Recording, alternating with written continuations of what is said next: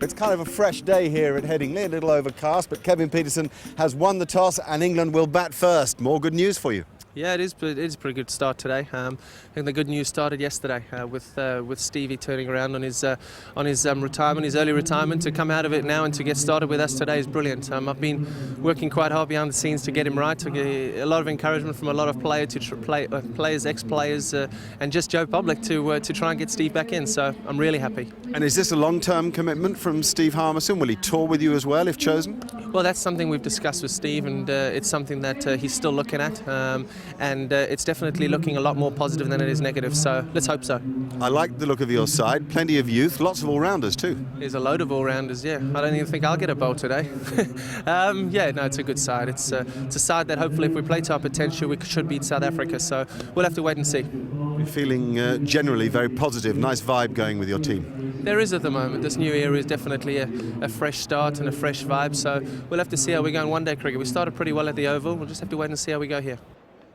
All right, let's have a look at the sides that have been announced by the captains. We'll start with England, and Kevin Peterson talked about the return of Steve Harmison. That is fantastic news. Look at all the all-rounders. Look at the opportunity here for Samit Patel as well. He got a gig against Scotland the other day, but he's been doing so well for Nottinghamshire. He deserves this opportunity. That's a clever move by the selectors. England have gone for Ian Bell and Matt Pryor at the top of the order, and I talked about how young this side is. Andrew Flintoff is 30. He's the oldest of the England players. Now here's a stat for you. 549 caps in that England side, 1,277 in the South African side, who welcome back Herschel Gibbs. Keep an eye out for JP Duminy and also for Vernon Philander.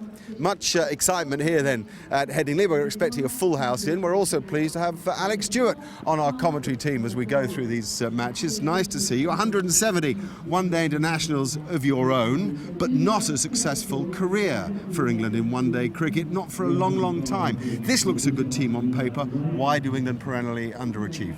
They haven't been consistent in their selection, probably not since 1992. That was the best one-day side I played in when we lost in that World Cup final. Since then, we've chopped and changed. We've got someone in for a couple of games, moved them on. We've picked bits and pieces cricketers, which at international level you can't do. This side looks really good. It looks well balanced. It's got youth on its side, but it's also got pace in Harmison and Flintoff and good attacking batsmen at the top of the order. Bell, Pryor, Peterson and Shah. 170 games for you and a number of them opening the batting. We're going back to that format here with Matt Pryor opening the batting. I think you're a fan of his.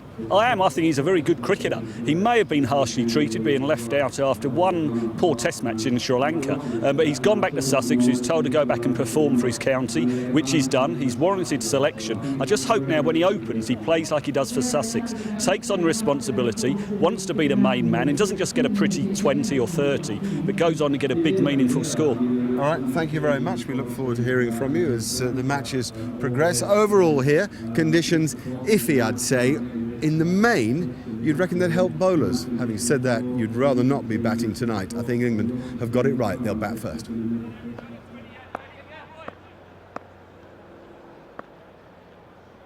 Now a chance for Matt Pryor to establish himself at the top of the order again for England. He's facing Dale Steyn in the edges, one straight through the gap between first and second slip. Excellent. Well, maybe that's a sign of a change of fortune for Matt Pryor at the top of the order for England in one-day cricket.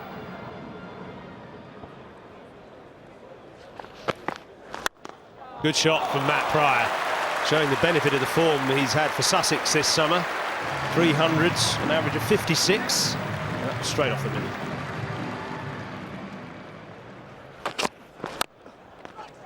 That's a good run by Bell, well judged.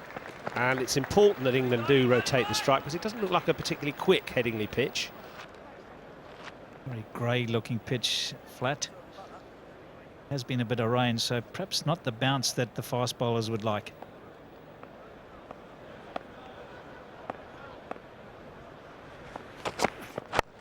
Good shot by Pryor. That's a loose ball from Steyn. Trying to find a little bit of swing away towards the offside, but giving something that Pryor liked on his pads. It's happened so often. There's been a little bit of swing for Dale Steyn, and then just adjusting his line, trying to get it on middle stump to swing away, and it just floats down the leg side. Another boundary for Matt Pryor. Starting to be a good partnership. 27 for no wicket, 4.4 gone. Great shot. Oh, he would have enjoyed that, Matt Pryor.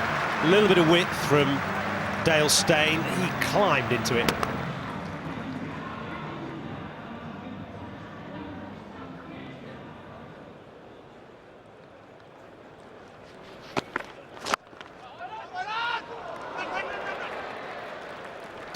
Well, he made a bit of a mess of that, A.B. de Villiers. Not the kind of thing you associate with a team that have won 9 one-day internationals in a row, as South Africa have.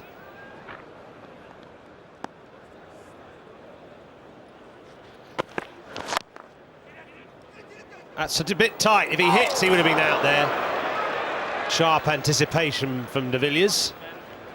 And Pryor was a little bit late setting off. Now this is a very good race, A.B. de Villiers versus Matt Pryor, and A.B. will be very disappointed with that.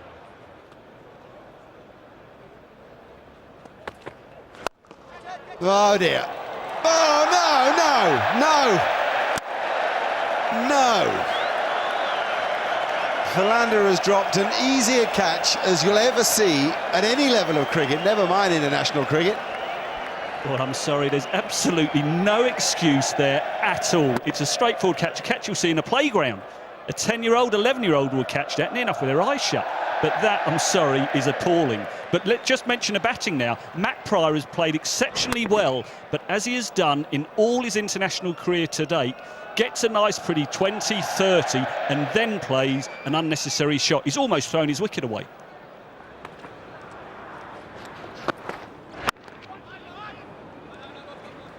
Excellent single. I know that England have got away with one. In fact, you'd say they got away with 2 because there was a catch that went almost carried to slip right at the start that Pryor got away with. But they've gone about their business well, this pair, Alec.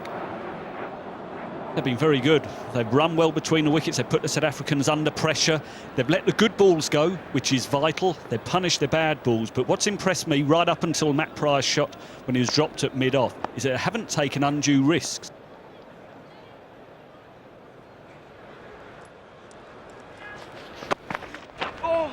Whoa, how's that?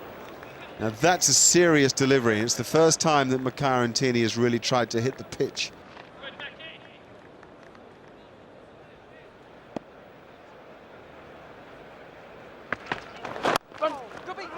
That's lovely batting.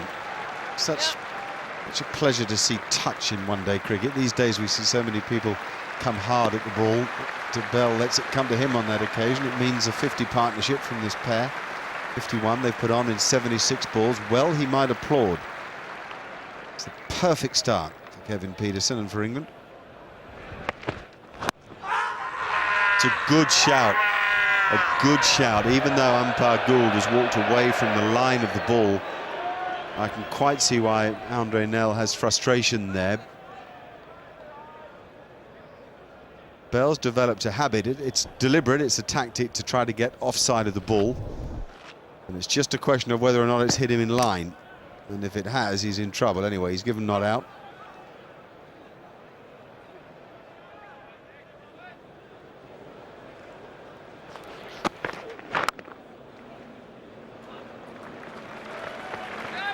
Nicely stolen single. We've seen a fair few of those.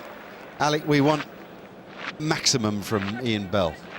Oh, it's vital. He's such a good player, a good-looking player. And for such a good player, it's really disappointing to see he's only got that one international one-day 100. His ability, he should be England's leading player alongside Pietersen. Good start for England, 65 for no wicket, just 17 overs have been bowled, and Graham Smith is the man with all the problems. He's got a G side up. They came over with the express purpose of winning the Test series, and they did that. And now they've got a little bit of a hangover, so he's got to get his men all G'd up. Jacques Kallis hasn't had a particularly good Test series. He's very important for this one-day series. And you can see there Graham Smith urging his men on.